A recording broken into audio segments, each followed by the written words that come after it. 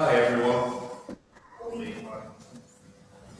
Just check I've got, there I am. Lovely to see you. Thank you so much for the invitation to be here.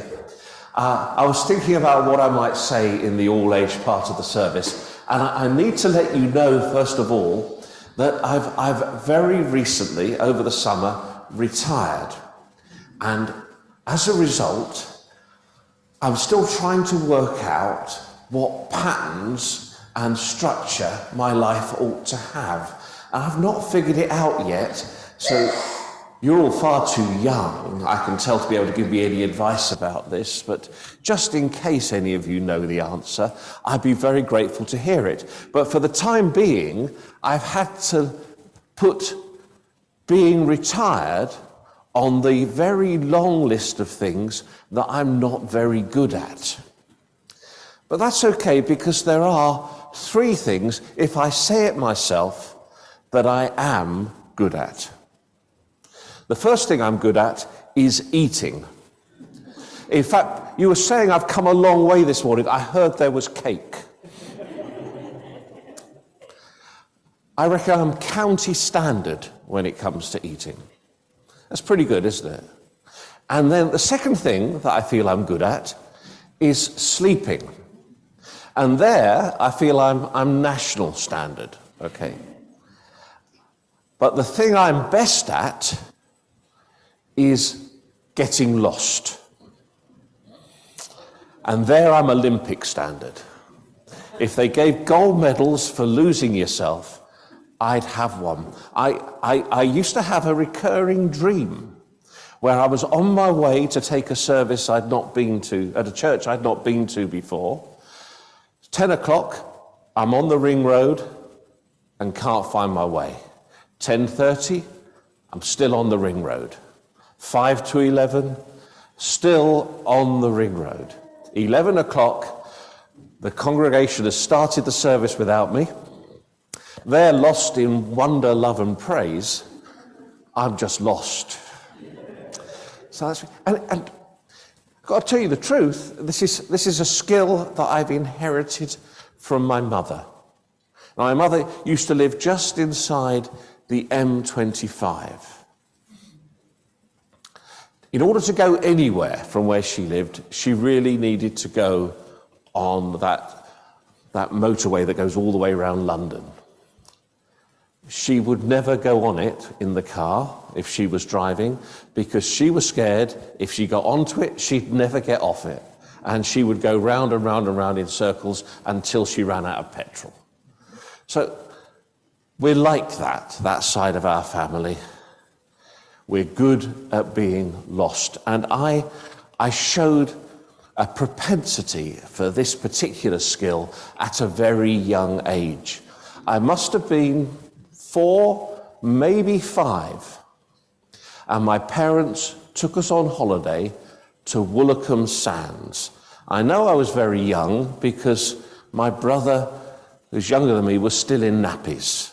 I suppose I could have been 7. No, I was 4 or 5. There we were at Woolacombe Sands. And if you know that the beach seems to go on forever. And when you're 4, the beach looks, and you're kind of this high, the beach looks absolutely infinite, doesn't it? You can't imagine that much sand. It was just wonderful. I loved it. But I loved the beach, but I also loved the jeeps that the lifeguards drove up and down the beach in those days. I thought these jeeps were just sensational. And I wanted more than anything else I could think of to ride in one of the jeeps. Anyway, one day we're all on the beach and I think we're having a great time. And my parents say, it's time to go shopping. Who does that? Who would rather go to the shops than be on the beach? I could not fathom why they'd done this. And so while they were kind of scooping up my baby brother and picking up all the clutter that families take to the beach, somehow I managed, while their attention was elsewhere, to wander off. And there are these miles of sand to explore. And I'm striding down the beach. And bluntly, I'm feeling like I'm king of the world, because all this is mine, this wonderful beach. I think I'm having the time of my life. And then it gets even better, because I spot one of the jeeps coming in the distance. And I think, this is great. I'm going to see one of the jeeps go by. And then it veers off course and starts coming towards me. And I'm thinking, I'm going to see one of these close up. And it draws alongside me and it stops. And I'm thinking, this is just wonderful, because now I can actually see inside the Jeep. And the lifeguard starts talking to me. He says, "What's your name?" And I said, "I'm Stephen." I got that one right.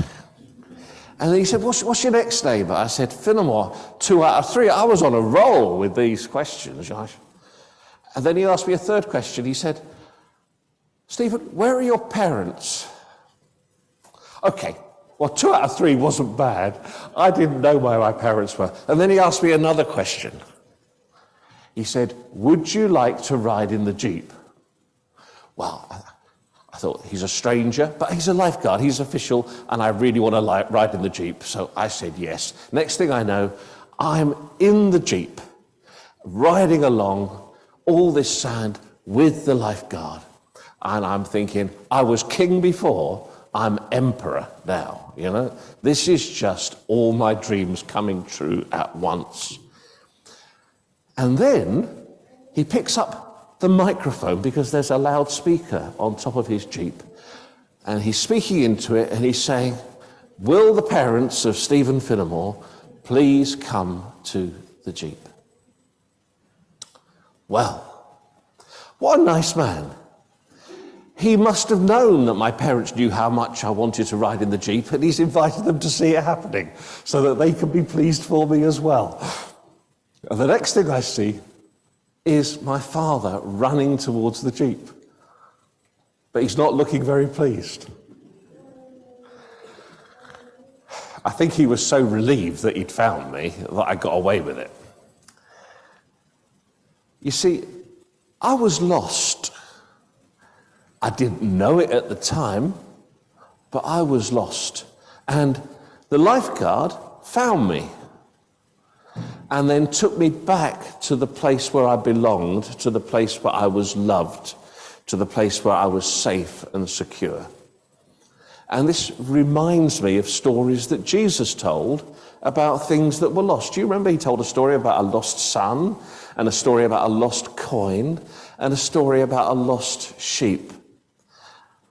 And I don't know why that sheep wandered off. Probably saw something interesting like I thought I had.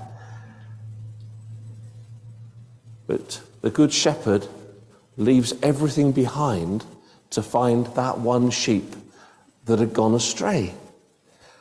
Like me, and the lifeguard found me and taken me back to the place where I was loved. So Jesus comes to find us. So if we're spiritually lost, emotionally lost, we may not feel we're lost, but when we look inside ourselves, we'll know we are. And Jesus comes and finds us and takes us back to the places where we're loved and secure, back to the heart of our Father, who comes running to meet us like the Father does in the prodigal son, and like my dad did when he ran towards that Jeep. So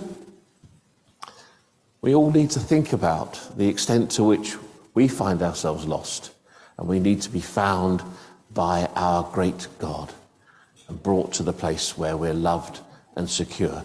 And the church is full, of course, of people who once were lost and are now found, now are in a place where they belong. And we're going to sing a song about that in a moment. But first of all, I need to remind you that this is not a skill that I only had when I was little. I have a family of my own now, and we went to IKEA. I don't know whether you've been to IKEA, but there's only one way round IKEA. Not if you're me. I wandered off while my wife took our two girls around. I wandered off, could not find my way back to anywhere, ended up back at reception. The most embarrassing thing in the world was when the receptionist took the microphone and said, "Mrs. Phillimore, we have your husband at reception if you'd like to come and find him." Church is the place where the lost are gathered to our great Father God. And there's a song which talks about being brought together to be a family. Jesus taught us how to be a family, it says, and it also says that Jesus is the one who has put this song into our hearts. And that's what we're going to sing together now.